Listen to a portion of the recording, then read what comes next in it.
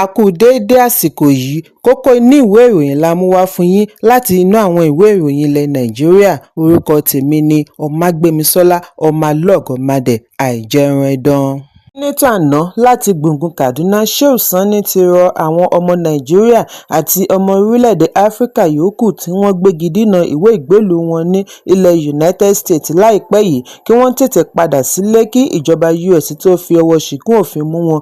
Lórí ẹ̀rọ abánidọ́rẹ̀ẹ́ X ní Sani kọ sí lónìí wípé kò sí bí ènìyàn ṣe lè pẹ́ ní ilẹ̀ òkèèrè tó, ọjọ́ kan ń bọ̀ tí wọ́n á rán wọn létí wípé ibí kìí ṣe ilẹ̀ baba wọn. Ìmọ̀ràn yìí wáyé láàrin ìròyìn wípé US State Department ti gbégi dínà ó kéré tán 80,000 ní ìwé ìgbélùú visa láti oṣù kínní ọdún 2025 lábẹ́ ìṣèjọba Donald Trump, ìlọ́po méjì iye tí wọ́n ṣe àkọọ́lẹ̀ ní ọdún tí ó kọjá.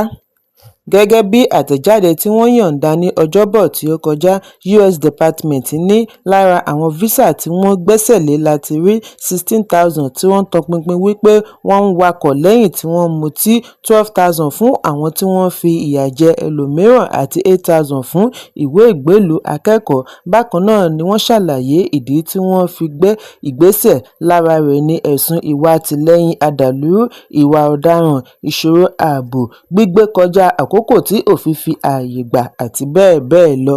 Ẹ̀kúnrẹ́rẹ́ ìròyìn wà nínú ìwé ìròyìn Punch tó jáde lónìí. Àjọ tó ń gbógun ti ìwà ìbàjẹ́ àti ìṣòwò ìlú kúmọkùmọ EFCC ti kéde wíwá gómìnà àná fún ìpínlẹ̀ Bayelsa àti mínísítà àná fún ìsún epo Timi Silva.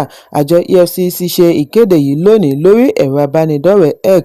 Àfihàn ọ̀hún ṣàlàyé wípé àwọn fi àsìkò yìí tó aráàlú létí wípé àwọn ń wá gómìnà àti mínísítà àná lórí ẹ̀sùn ìlẹ̀dí àpò pọ̀, àìṣòtítọ́ pẹ̀lú $40.8 million owó tí àjọ NCDMB san fún kíkọ́ ibi ìfọpo Atlantic International Refinery. Silva, ẹni ọdún 61, wá láti ìjọba ìbílẹ̀ Bras, ìpínlẹ̀ Bayelsa. Àjọ EFCC wá rọ ará ìlú tí ó bá ní ìròyìn tí yóò ṣe wọ́n lóore lórí ìrìnsí mínísítà kí wọ́n fi tó wọn létí sí ẹkùn iléeṣẹ́ wọn ní Ìbàdàn, Uyo, Sokoto, Maiduguri àti bẹ́ẹ̀ bẹ́ẹ̀ lọ. Ẹ̀kúnrẹ́rẹ́ ìròyìn wà nínú ìwé ìròyìn Vanguard tó jáde lónìí.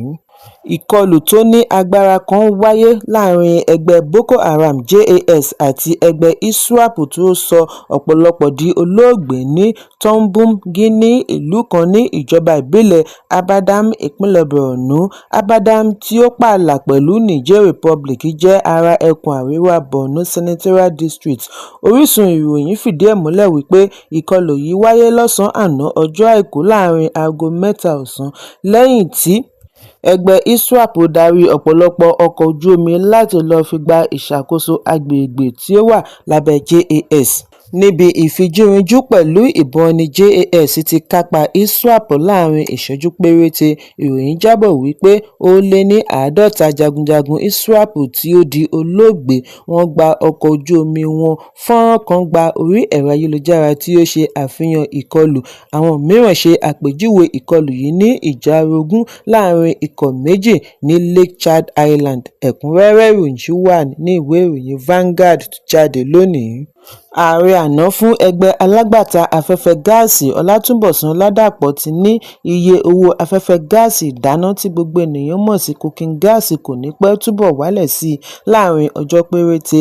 Ọládàpọ̀ sọ èyí níbi ìfọ̀rọ̀wánilẹ́nuwò ní. Ìròyìn jábọ̀ wípé ní ìlú Àbújá àwọn alágbàtà ti ń ta afẹ́fẹ́ gáàsì ní $1,500 kìlógíráàmù kan, yàtọ̀ sí ẹgbẹ̀rún 2 tí wọ́n ń tà ní ọ̀sẹ̀ díẹ̀ sẹ́yìn. NIPCO, AA Rano àti NNPC ń ta tiwọn láàrin $1,090 àti $1,100, yàtọ̀ sí $1,200 tí wọ́n ń tà tẹ́lẹ̀. Nígbà tí ó ń fèsì, Ọládàpọ̀ ní àwọn ṣì ń fẹ́ kí owó gáàsì túbọ̀ wálẹ̀ sí i nítorí ọdún tí ń súnmọ́lé. Ohun tí ó ṣe kókó jùlọ ni láti rí wípé ohun èlò yìí wà nílẹ̀ lọ́pọ̀ yanturu kí ó tó pé ọ̀sẹ̀ kan tàbí méjì. Ẹ̀kúnrẹ́rẹ́ ìròyìn wà nínú ìwé ìròyìn Daily Post tó jáde lónìí.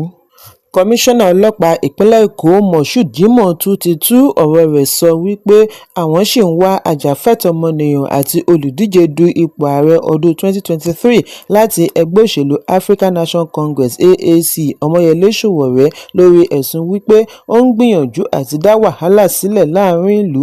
Jimoh ṣe àfihàn yìí níbi ìgbàlejò àwọn ajìjàǹgbara kan tí wọ́n wá ṣe àbẹ̀wò sí ní olú iléeṣẹ́ wọn ní ìlú Ìkẹjà, ìpínlẹ̀ Èkó.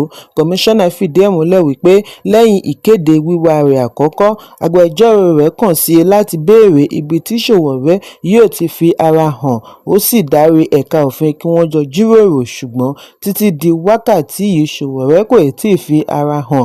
Jimoh tẹnumọ́ wípé bí ó tilẹ̀ jẹ́ wípé kò sí gbèdéke àkókò láti fi mú ẹni wọ́n ń wá, àwọn tí ń dọdẹ Sowore. Láìpẹ́, ọwọ́ ọlọ́pàá yóò tó.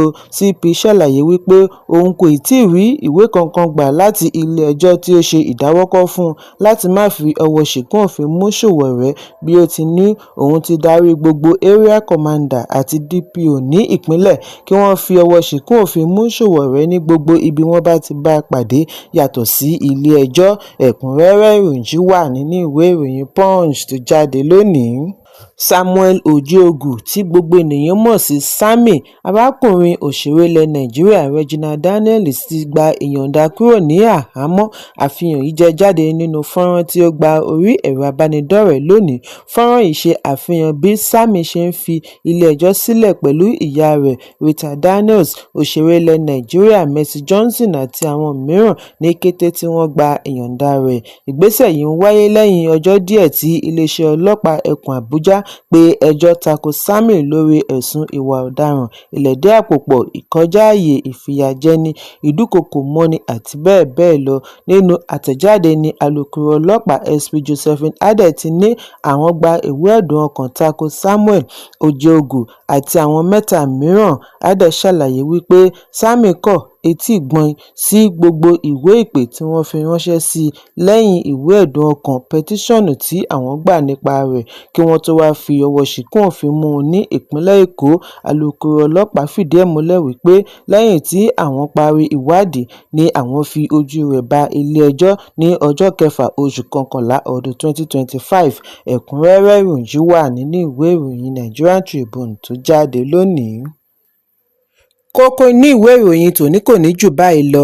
Ẹ pàdé mi lọ́la fún àkọ́tún ìròyìn. Kí a tó lọ, ẹ má ṣaláì fi àkíyèsí yín ránṣẹ́ kí ẹ sì bá wa subscribe sójú náà wa lórí YouTube kí kókó ní ìwé ìròyìn lè máa tẹ̀ yín lọ́wọ́ ní kíákíá.